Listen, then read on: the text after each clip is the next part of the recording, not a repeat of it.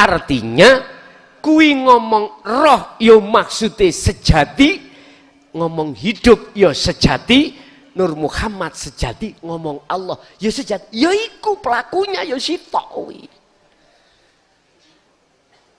Yo ini sing tak maksud. Pun nggih, dong nggih. Jadi ini tidak ada yang mendahului dan mengakhiri karena ahad.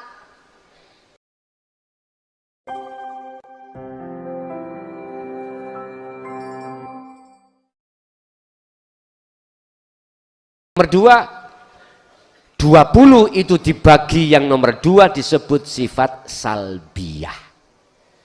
Sifat wajib Allah yang meniadakan daripada lawan sifat yang nanti ada kidam bakok mukhalafatul khawatisi qiyamuhu binafsihi wahda niyah 5. Menghapus sifat yang melawan dari sifat 5 ini, itu namanya salbiyah. Pertama, salbiyah adalah qidam. Qidam makna lughatnya adalah dahulu. Ini wujud,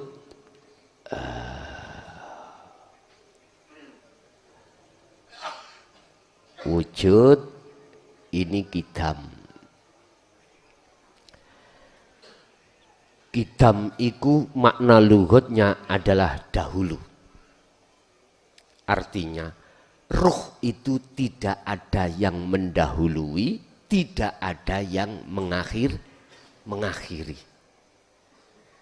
Yang mendahului itu jasad, mengakhiri itu jasad. Sehingga ada perbedaan waktu antara iki jasad ya. Antara kakang dengan adik, kakak dengan adik, lahirnya ya juga nggak sama. Lebih dahulu kakak daripada adik, lebih dahulu bapak daripada anak. Iku nek ngomong jasmani. Tapi yang kami bahas adalah qidamnya Allah. Mana? Tertampil di mana? Ruh. Ruh itu tidak ada yang mendahului dan tidak ada yang mengakhiri. Awal ya ruh, akhir ya ruh. Yang membedakan ada laki dan perempuan itu fisik, jasmani. Kalau ruh itu enggak ada ruh wanita, enggak ada ruh laki-laki. Apalagi yang wandu. Tahu wandu? Banci. Enggak ada. Dalam kewujudan dan kekidaman ruh itu akal enggak bisa masuk. Tafakkaru fi khalqillah, kata Rasul, pikiran kegawenane Allah. Artinya akal ini, makhluk ini hanya boleh berpikir tentang ciptaan Allah. Berarti nggak bisa. Akal atau jasmani ini itu membahas tentang masalah ruh, nggak bisa. Bukan kapasitasnya. Ya Muhammad, jikalau hambaku bertanya tentang ruh, jawablah, ruh itu urusan Allah, urusan Tuhanku. Urusan Tuhanku. Berarti makhluk Muhammad, jenengan Muhammad, makhluk nggak ada kapasitas untuk bisa berhak atau bisa membahas tentang masalah ruh. Sebab ruh itu yang berhak membahas adalah Tuhanku. Tuhan. Karena apa? Karena itu persoalan ahad. Yang bisa membahas itu cuman ahad. Berhubung banyak orang melihat fisiknya, akhirnya ketika apa si ahad itu menyampaikan lewat diri seseorang, maka disebut sesat. Kan dikatakan dalam Al-Quran, Muhammad, jikalau ada hambaku yang bertanya tentang ruh, jawablah, ruh itu urusan Tuhanku. Aku hanya diberikan pengetahuan itu sedikit. Apa sedikit maksudnya? Ruh adalah makhluk yang diciptakan Allah. Udah sampai di situ. Tapi jikalau Anda melihat tidak dari sisi makhluknya, melihat dari sisi sejatinya Allah yang membahas dan menerangkan ini, maka connect, Pak. Sambung. Lah berhubung jenengan nyawang makhluk, ya otomatis bertolak belakang dengan ayat itu. Quran loh Pak, itu Pak, Quran. Ini langsung Rasulullah diperintahkan Allah untuk menjawab tentang masalah ruh itu urusan Tuhanku, yaitu Allah Subhanahu wa ta'ala. Dan inilah yang dijadikan oleh ahli hijab kita sebagai dalil bukti bahwa Rasulullah tidak pernah membahas tentang masalah hakikat dan makrifat. Ini kuat wis. Dalil ini akhirnya masuk di dalam la ilaha illa anta wa ana. Nggak mau. Padahal di dalam diri Muhammad ada siapa? Siapa sebetulnya Muhammad itu, nafsahu itu? Man arafa nafsahu, barang siapa yang kenal dirinya, maka kenal Tuhannya. Padahal kalau boleh saya katakan di dalam diri Muhammad sehingga muncul kalimat keterangan ini adalah Allah. Kan sudah jelas kalau makhluk itu tidak punya daya apapun, kekuatan apapun untuk bicara, untuk apapun. Dan keluarnya apapun itu disebabkan illa bil. Loh, sudah jelas. Tapi berhubung tidak sampai di situ, maka mengatakan apa yang disampaikan Muhammad itu hanya sebatas sarengat. Kalau toh memang begitu, nyatanya mengapa harus muncul ayat-ayat yang bersifatkan tauhid, hakikat, makrifat? Ayo, ngen-ngenen lah, ojo protes dhisik. Jadi ilmu ini jangan langsung kau tolak, kau protes. Dingen-ngen dhisik, dingen-ngen dulu. Jangan langsung kau lepeh. Rasakan guli yang kuberikan ini, kata Allah. Jangan langsung kau tolak, rasakan dulu. Kalau enak, udah. Tanya bumbunya apa.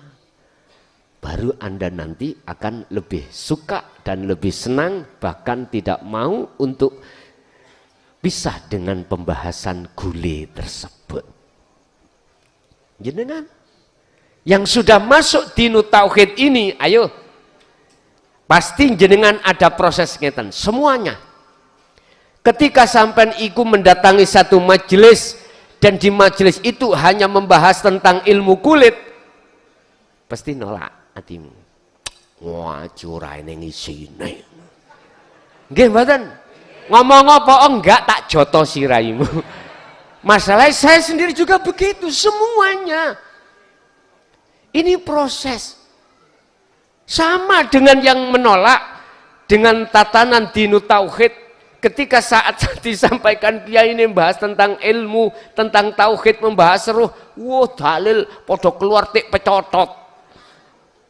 Sesat, itu sesat. Wong sudah jelas-jelas nih di Quran Allah mengatakan tentang ruh itu yang membahas hanyalah Allah. Lah kok menungso iku membahas berarti sesat ya. Dah, muniku Pak, jenengan gak usah ngeladeni, gak usah diem wae ambek rungokno ambek kerih kupingmu. Pasti dia akan mengatakan keceron. Ini bukan tempatnya. itu sebetulnya adalah alasan yang dihembuskan oleh nafsu dalam hati kita, Pak, supaya kita tidak mau menerima. Otomatis akan mempengaruhi orang lain. Itu pasti, apalagi kita punya status. Punya status, akhirnya ngomong, no, gak cocok ya. Bukan tempatnya.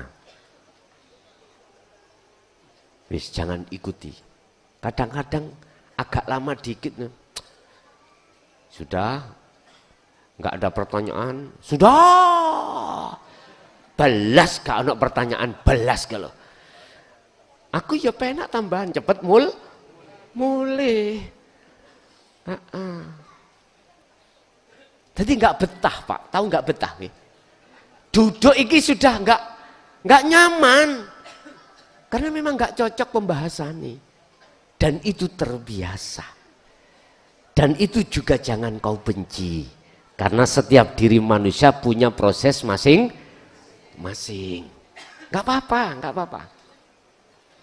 Tapi bagi jenengan yang sudah, katakanlah itu makanannya, sak jam setengah itu ora kroso, njaluk tambah maneh, sore biasanya 4:30.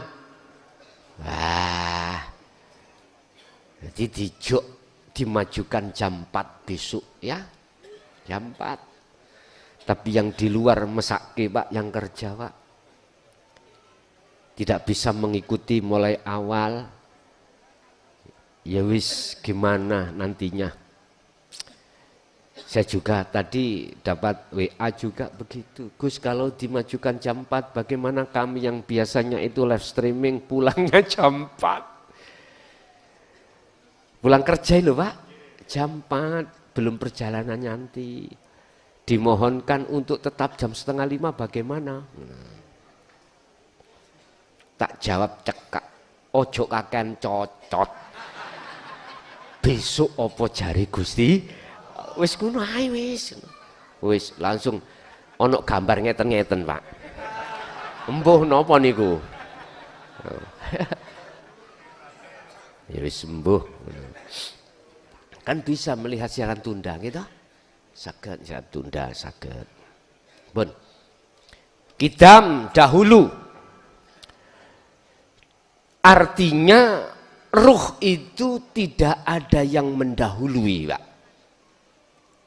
Dan juga tidak ada yang mengakhiri. Sekalipun ada istilah mbah, bapak, anak, putu. Kita mengatakan mbah, bapak, anak, putu itu karena fisik. Kalau fisik, ya otomatis ada yang mendahului, juga ada yang mengakhir. Kalau ruh boten.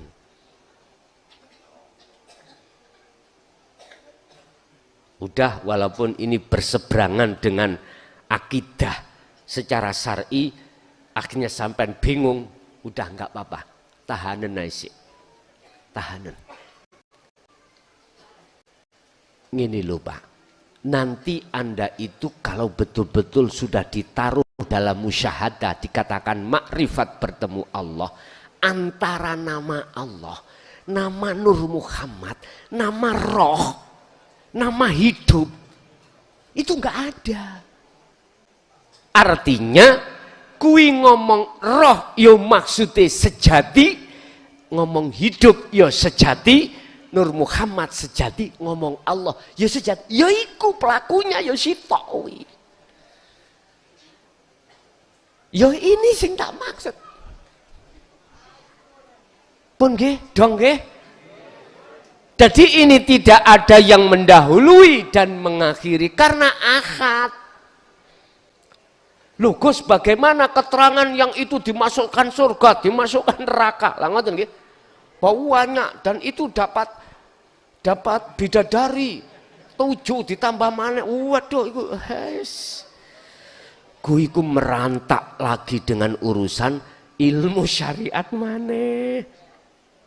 Oke lah Pak, bahasa al-jannah, bahasa anar, surga dan neraka, memang Bapak Ibu tak benarkan miturut hukum syariah. Besok itu ruh itu mohon maaf ada di dua tempat. Antara surga, di surga dan di neraka. Udah. Lu tasik wonten kali laan. Terus ruh itu gak ada yang mendahului. Jenengan iki nek ditarik lagi nanggone teori syariat bingung mana sampean. Siapapun Anda kalau sudah bebas dari syirik, nggak mengenal anar. Kalau nggak mengenal anar, hanya nama al-jannah.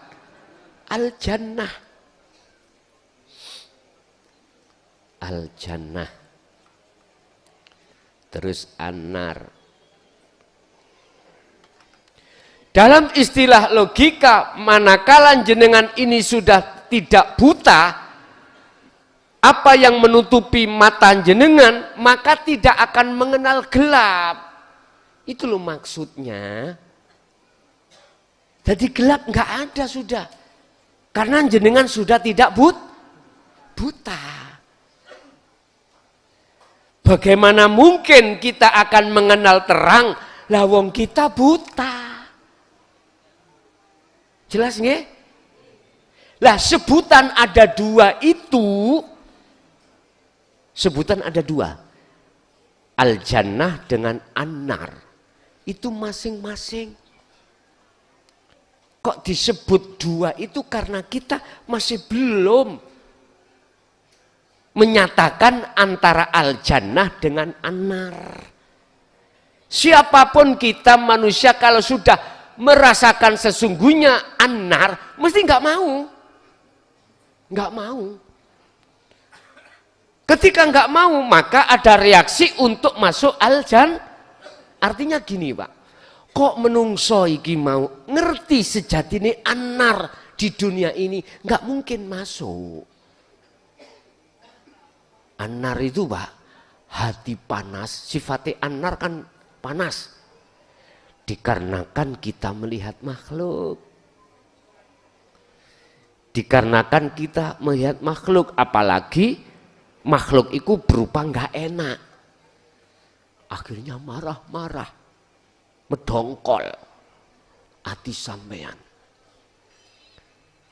Berarti surga neraka itu yaitu hatimu panas gara-gara menerima takdir qobdi alias tidak enak.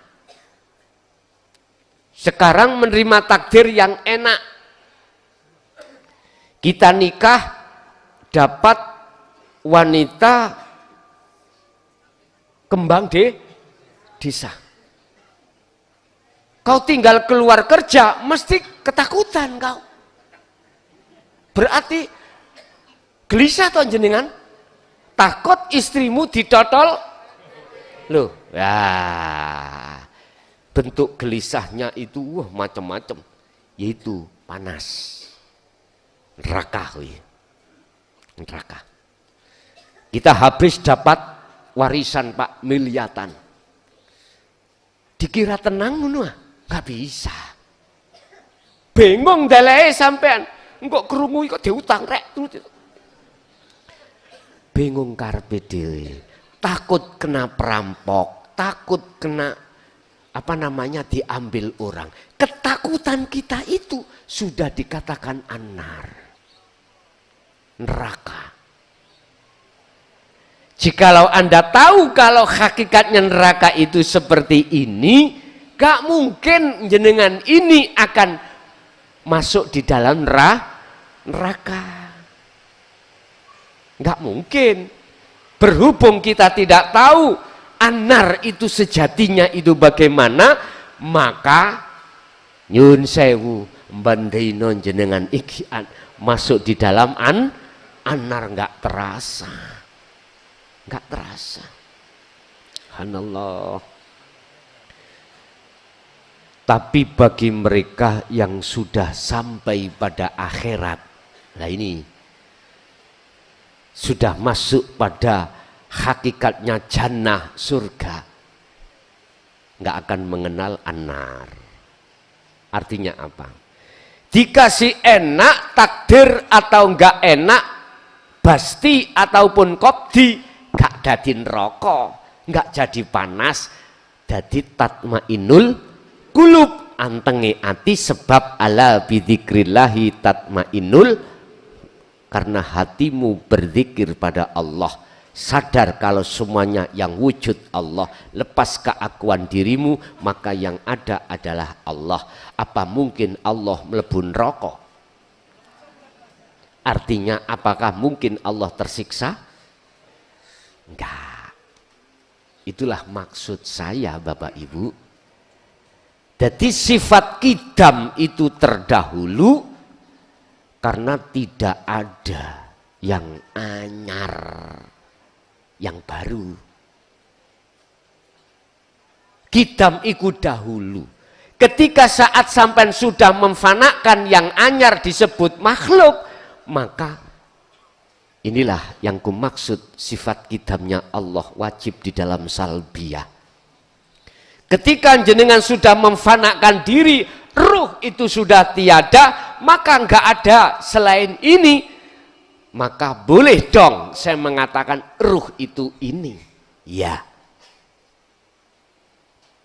Bis. Saya katakan iya, itu masih sistem ilmu loh Pak ya. Buktikan nanti. Kalau jenengan boten buktekno, sik bingung. Estu sik bingung. Betul sik bingung. Pak, kita itu ada 7 bolongan ditambah 2 Pak. Itu latifah dijadikan oleh nafsu untuk menggerogoti hati kita, rohaniah kita untuk beriman selain Allah. Contoh, mata. Mata fisik kita melihat makhluk. Nafsu itu tengok-tengok di situ Pak. Angkruk-angkruk sambil rokokan.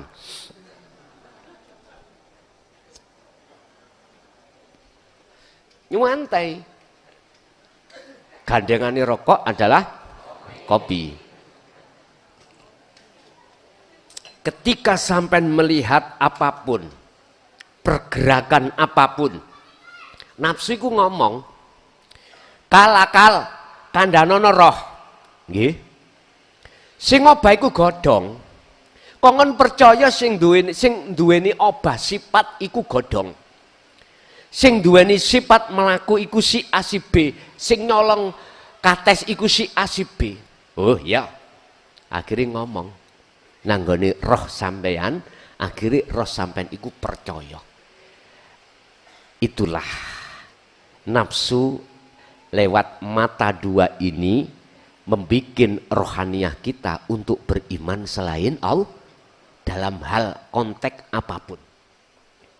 Lewat telinga suarane sapa iki ya? Kira apa enak. Adik suarane wong wedok Pak. Akhirnya syahwat metu. Nafsu ngomong, suarane Mbak Jamila.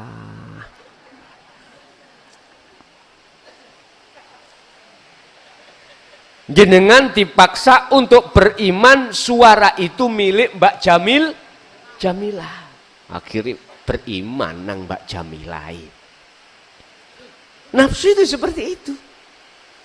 Iblis iku angkruk-angkruk nanggone latifah sama telinga ini. Supaya Anda meyakini ini suara yang kutangkap, ini suaranya angin hujan. Iblis itu mengharamkan jenengan itu, mengatakan ini kalamullah. Gak mau, gak boleh, mengharamkan. Tapi bagi ahli suhud, nah ahli suhud beda lagi, gak percaya. Sehingga akal itu akan jadi jinak, nafsu pun jadi jinak. Karena ruhaniyah sudah terkuasai sifat basiroh, bukan basariyah. Artinya nafsu sudah terkalahkan. Tetap mengatakan iku kalamullah. Lapo ditarik Sampeyan terus no mawon cek grebeken arek-arek.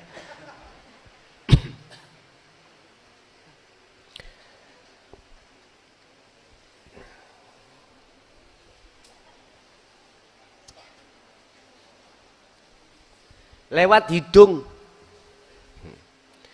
Koncone ngentut krana mangan ndok. Jelas baunya mboten enak Pak nggih. Ndok atik ndok buan pisan. Mesti jenengan dipaksa oleh iblis iku untuk beriman sing ngentut sih. Baunya ini bau entut wis sudah. Bau kopi ya ngono, masakan ya ngono, dipaksa Pak. Akhirnya umat manusia banyak yang mengalami apa namanya iman yang rusak itu tadi lewat mulut, iya, bersuara, mengucapkan dipaksa oleh nafsu. Yang dua adalah bolongan depan dan bolongan belakang dipaksa. Lah, nafsu angkruk-angkruk di situ itu supaya ruh itu imannya kepleset. Maksudnya seperti itu. Nyatanya memang iya. Akhirnya untuk menyelamatkan ruhaniyah ini dari kegelapan perkara duniawiyah, maka Allah turunkanlah ayat-ayat yang dibawa oleh para rasul untuk disampaikan terhadap jenengan kali kula supaya ruhaniyah ini keluar dari kegelapan itu. Bapak Ibu, berarti sifat kidam itu duduknya ada di ruh. Dengan bukti ruh iku kekal. Kalau bahasa syariat yang dimatikan itu jasmani, Pak. Ruhaniyah akhirnya iki bahasa syariat ya, dikembalikan ke jasad maneh, ditanya oleh malaikat mungkar nakir. Iki proses syariat. Berarti ruh kan gak mati. Oke. Terus ditanya, katakanlah ini sudah bisa menjawab. Akhirnya ditidurkan seperti tidurnya kemanten baru. Sambil menunggu wa min waraihim barzakhun ila yaumi yub'atsun sampai pada hari di mana dibangkitkan. Oke. Malaikat Israfil meniup trompetnya 3 kali. 1 kali untuk membunuh seluruh makhluk. Terus trompetan yang kedua adalah untuk membunuh dirinya si Israfil.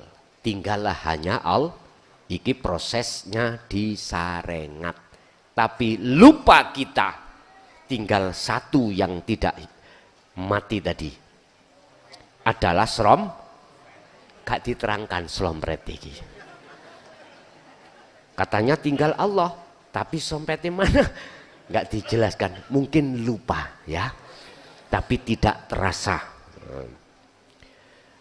Akhirnya Allah menghidupkan Israfil, disuruh menyompret ketika untuk menghidupkan seluruh makhluk manusia. Yes.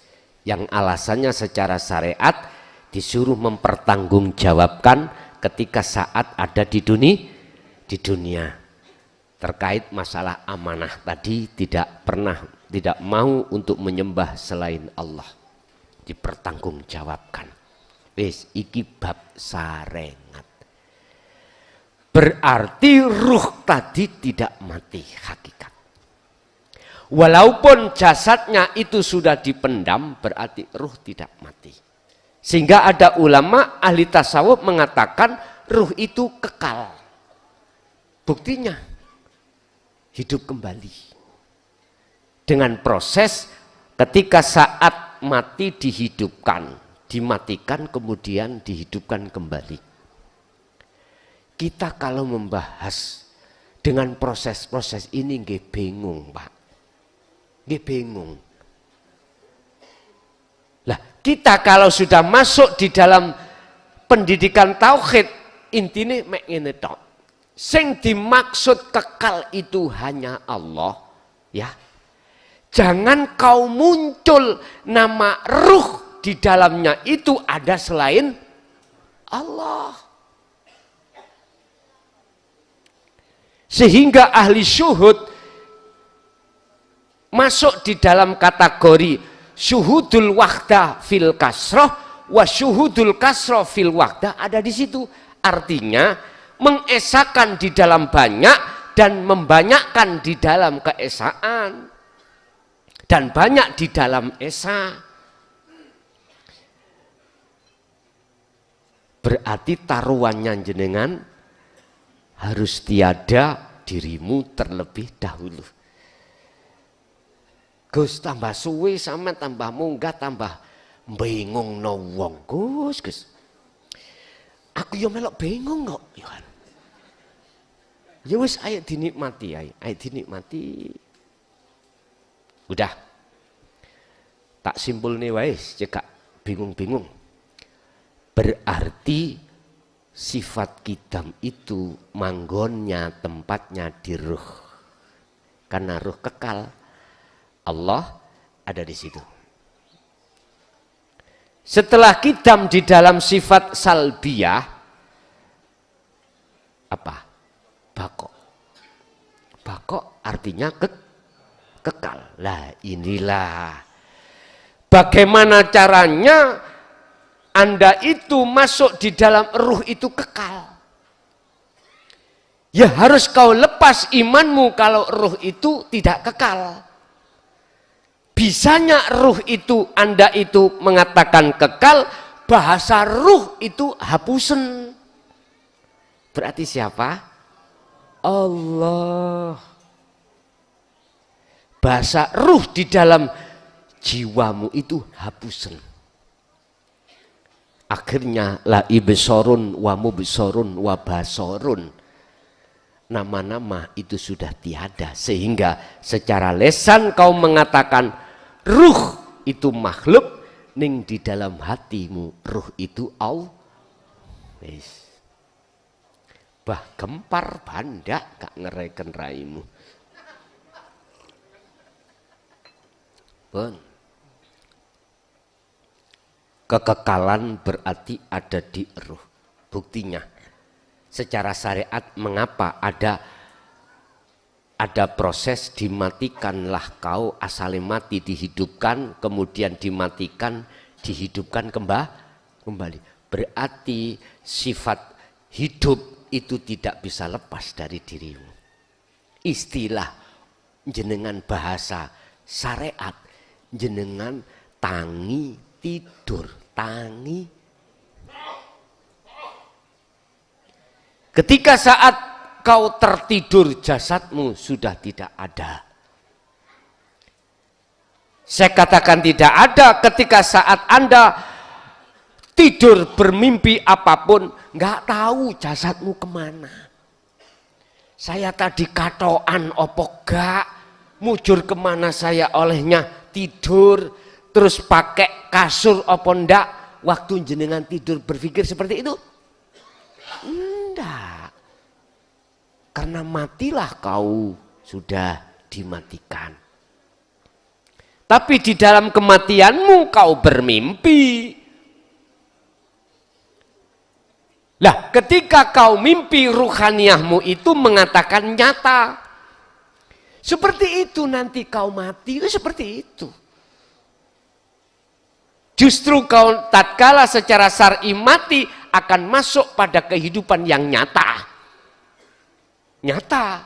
Tergantung jenengan ketika tidur itu nanti diuber beruang gendeng gawa celurit, apa dikejar-kejar anjing, mesti lari Anda. Padahal Anda tidur. Mungkinkah jenengan waktu tidur itu bermimpi dikejar-kejar anjing atau singa, Anda tidak lari? Gak mungkin. Mesti kau lah. Mengapa kau lari wong kamu tidur? Pada saat mimpi Anda tidak bisa mengatakan ini pura karena nyata. Itu maksudnya Bapak Ibu. Nanti ketika saat khalwat, itulah alam yang nyata yang Anda alami nanti. Masuk di dunia alam yang nyata, bukan alam yang fana. Kalau jiwamu betul-betul ke Allah, mesti apa yang kau alami itu menyenangkan. Jikalau jiwamu dalam keadaan berjalan di atas jalan nafsu, pasti menyeramkan.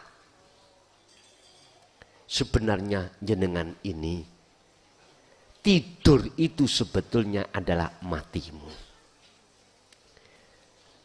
Dimatikan kau, dihidupkan kembali. Dimatikan, hidup. Yaitu. Lah, secara syariat besok jenengan ini dimatikan. Asalnya tidak ada, diadakan. Asalnya mati, dihidupkan. Setelah hidup, dimatikan. Setelah mati, dihidupkan. Berarti alam yang nyata adalah alam di mana jenengan ini setelah kematian. Ini alam nyata. Nah, alam dunia ini adalah alam yang fana. Dalam bahasa tidurmu adalah kematian, mimpimu adalah alam yang nyata. Kau dihidupkan, disadarkan kembali, justru kesadaran ini kau akan masuk dalam alam yang fana. Saya katakan sebagai alam yang fana karena kau ditipu oleh nafsu tentang kenikmatan, kesenangan dunia. Itulah yang disebut sebagai fana. Jadi yang dimaksud kekekalan itu, baqo, itu jatuhnya pada ruh. Nek jasad mati, urip, mati, urip. Kalau ruh enggak mati, urip terus. Yes. Sifat salbiyah kidam baqo mukhalafatu lil khawadisi. Ruh iku beda ambek jasate. Beda. Allah iku mukhalafatu lil khawadisi. Beda dengan makhluk dari segi apapun. Umpama dari segi rupa, dedeke, bentuknya enggak sama. Makanya mengapa dulu para romo, para masyayikh guru akhirat itu kalau berani mengatakan, setahu saya enggak berani, enggak ada yang berani. Iki loh, wujudi Allah, enggak berani. Tembung kinayah. Kalau kau sudah bertemu teracake kuntul miber, yaiku wujude Allah. Didodeng ngene iki gak wani. Karena etika.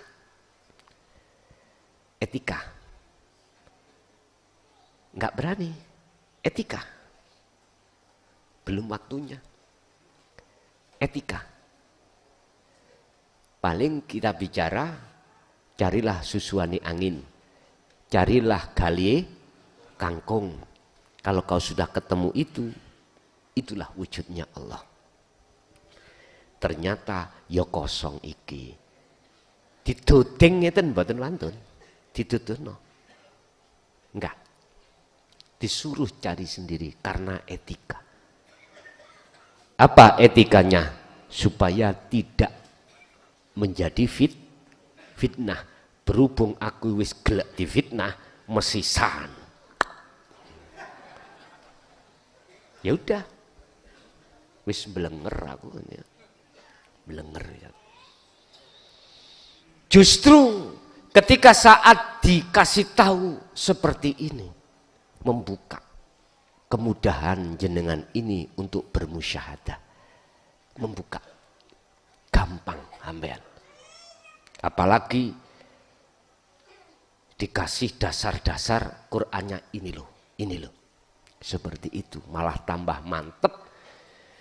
Coron jenengan iku tidak angel-angel untuk memahami dari sisi ilmu, tinggal memahami dari sisi laku atau kholwat itu sendiri. Lah, letak bedanya dari segi apapun antara ruh dengan jasmani. Antara ruh dengan jasmani. Mohon maaf. Ada makalah yang mengatakan ruh iku perumpamaan raja. Jasmani itu adalah prajurit. Apa yang dilakukan oleh jasmani itu sesuai komando rohani. Apa yang dilakukan oleh prajurit, apa kata presiden, rajanya. Presiden menyuruh ke utara, mesti prajurit ke utara. Tinggal pertanyaannya, apakah raja itu dolim atau tidak? Jikalau raja itu dolim, maka prajuritnya mesti ditarik ke dolim. Manakala prajuritnya itu tidak dolim, maka dia akan menarik prajuritnya itu supaya taat alias tidak zalim. Ruhaniyah, jikalau dia itu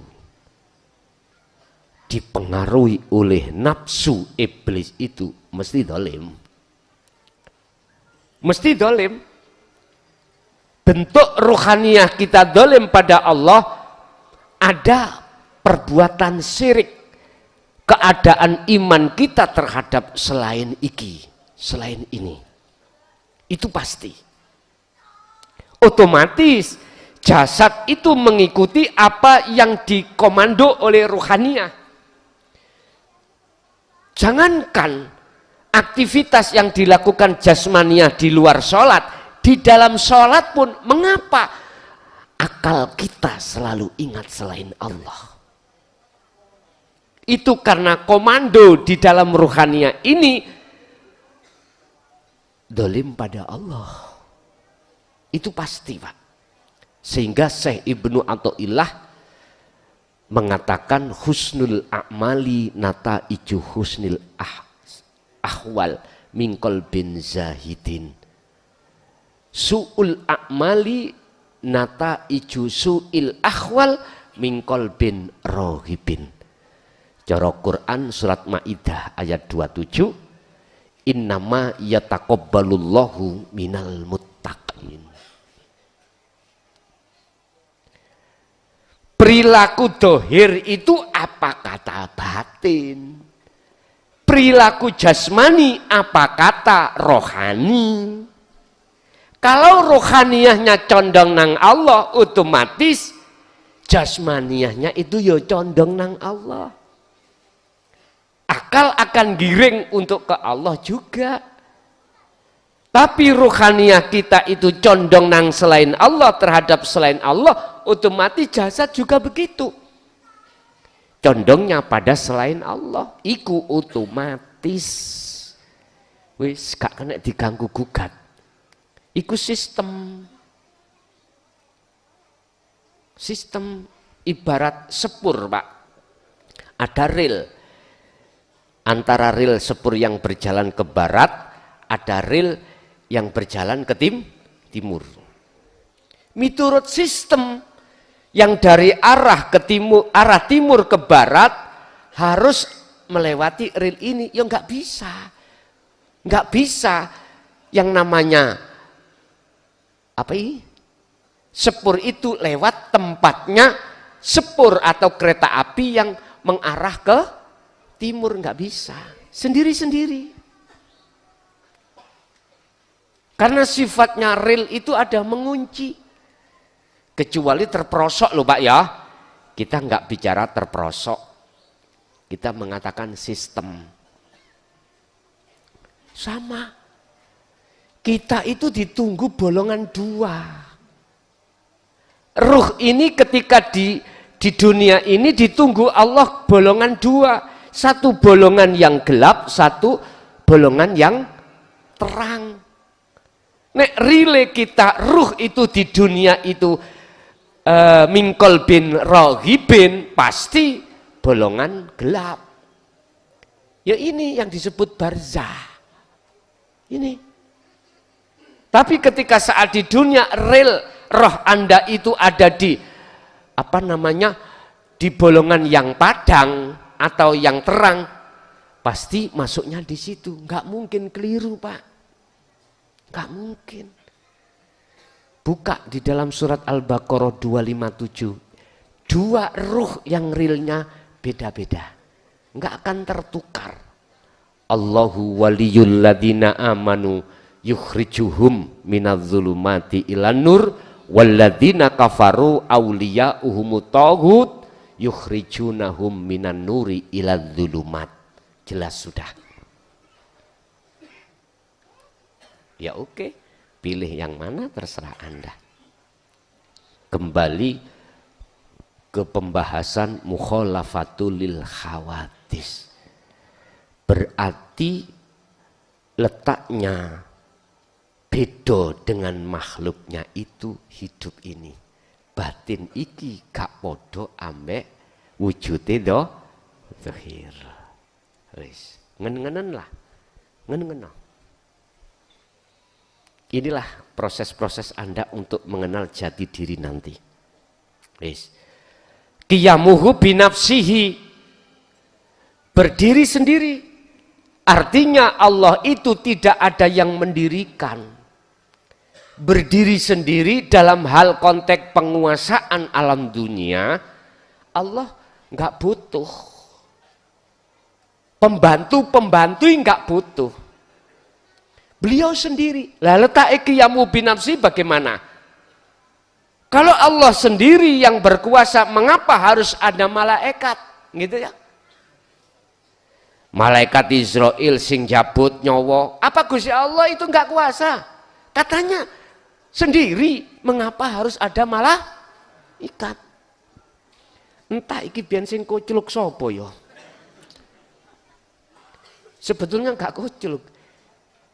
Gini Pak, tak urai ini Pak.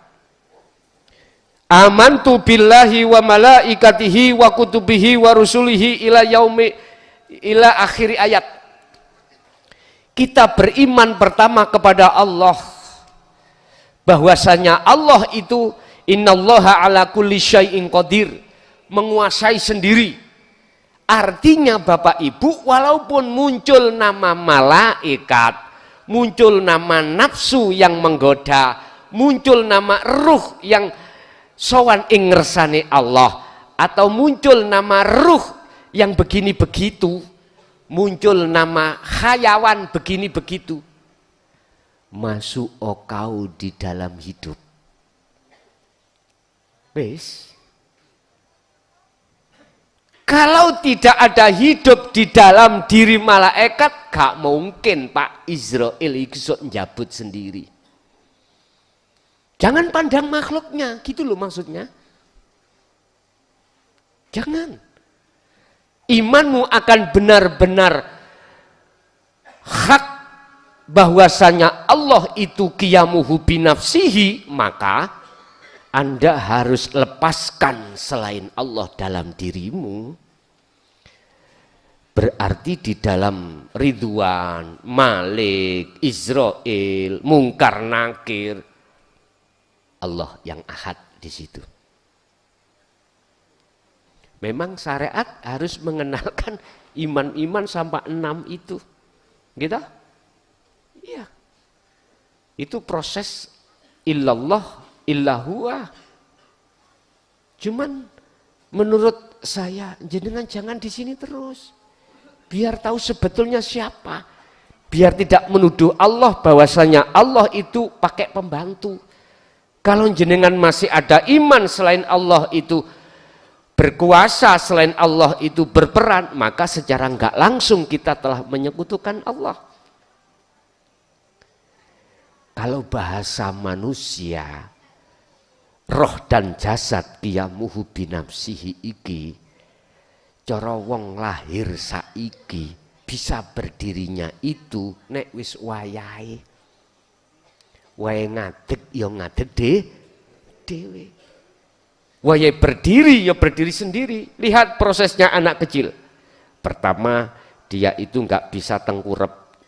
Tengkurep lah akhirnya kalau sudah waktunya. Duduk, berangkang, berdiri. Ada prosesnya.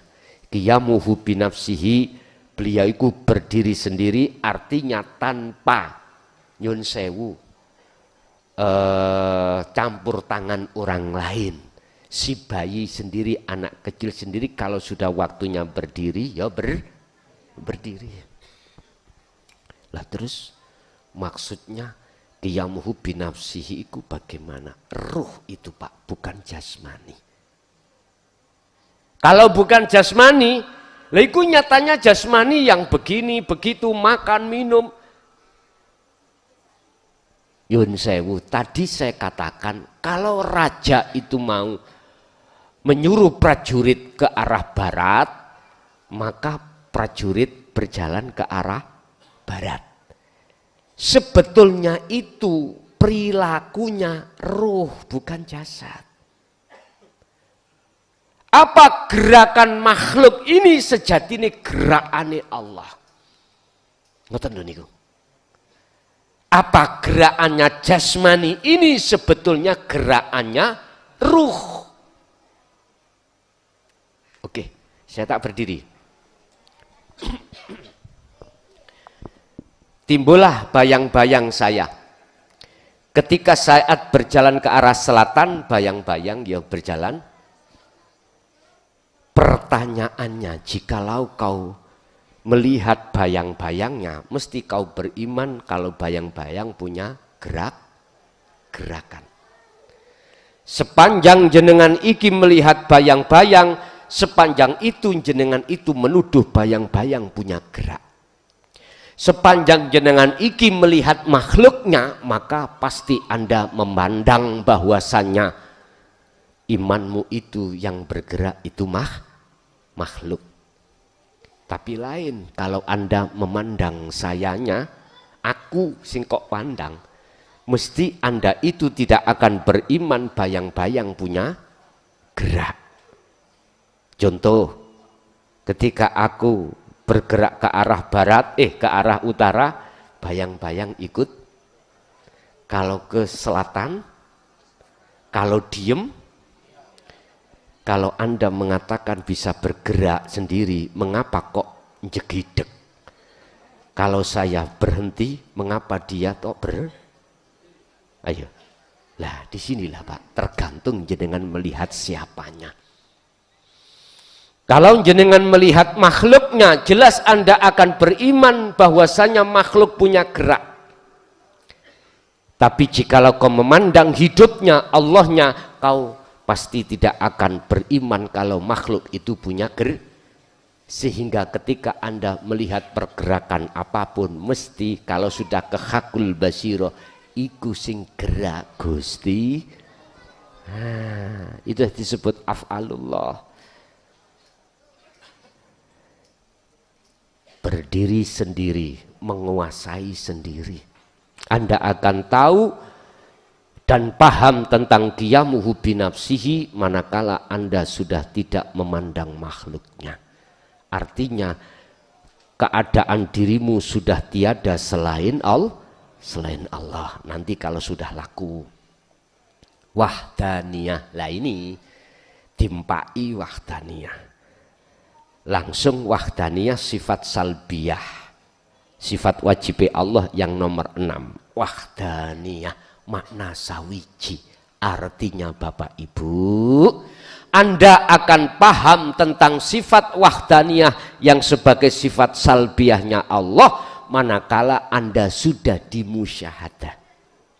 Oh, akhirnya Anda mengatakan maksud malaikat iku Allah, maksud kitab iku Allah.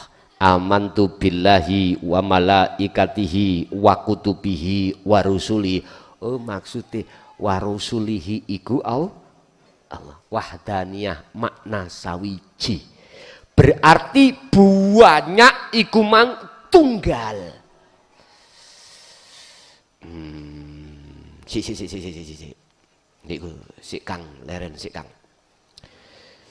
Banyak itu tunggal. Bun, ngeten.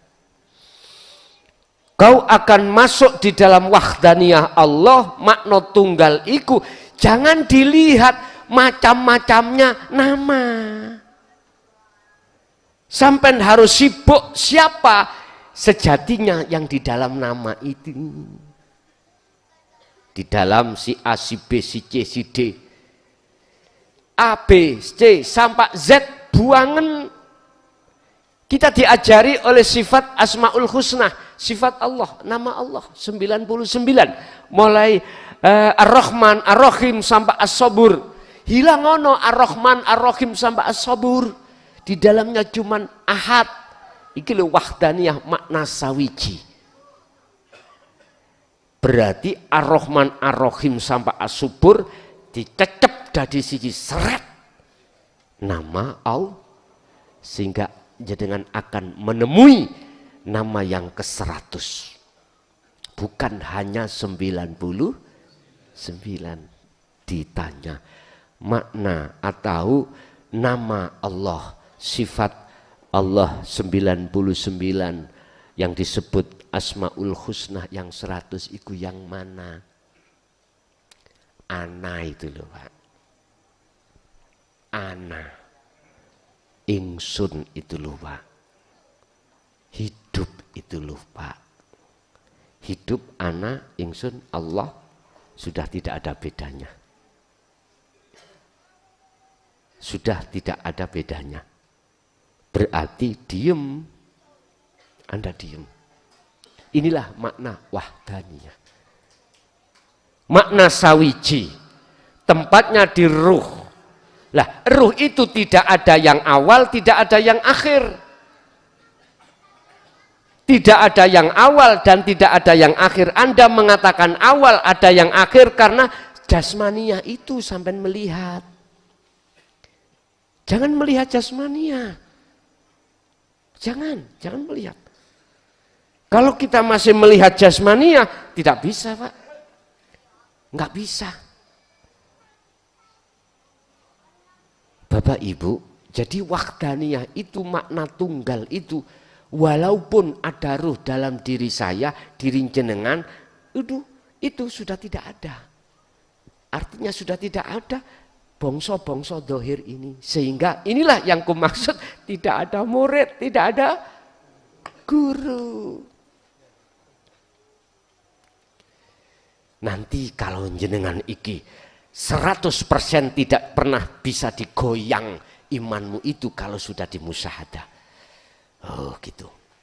Ini kan ilmu. Ini ki ketakutan ulama ahli tasawuf pada saat itu untuk menjelaskan ini, takutnya jadi fitnah. Enggak berani. Jangankan tentang kewujudan Allah itu tidak diisyarohkan. Ilmu untuk menuju ke situ kadang diplesetkan. Akhirnya membuat kita itu tidak hanya 1 tahun, 2 tahun, puluhan tahun. Mencari makna daripada satu makalah itu susah, apalagi laku. Cuman begini wis ojo kakean cocot, dikira ae terus gitu. Wis kita ikutilah. Jenengan saiki jan wis pawenak, Pak. Kita itu pada masa ini itu sudah pawenak, difahamkan sefaham-fahamnya. Sehingga jenengan dengan mudah untuk memahami. Ingat di dalam satu ayat, Allah tidak akan mengutus utusannya itu kecuali di tengah kaum itu dengan berbahasa kaum itu. Artinya supaya kaum itu paham dengan apa yang beliau sampaikan dengan memakai bahasa kaum tersendiri itu. Indonesia berarti bahasa Indonesia. Begitu. Baru jenengan akan bisa paham. Tapi mohon maaf loh ya. Allah wis ngenas di dalam Al-Quran mesti ada golongan 2. golongan yang mau menerima hidayah golongan minoritas, yang tidak mau menerima hidayah mayoritas. Udah, itu fakta memang di lapangan. Bapak Ibu hadirin jamaah rahimakumullah, itulah tadi pembahasan tentang sifat wajibnya Allah yang ada 20, yang pada malam hari ini kita membahas sifat nafsiyah dan sifat salbiyah.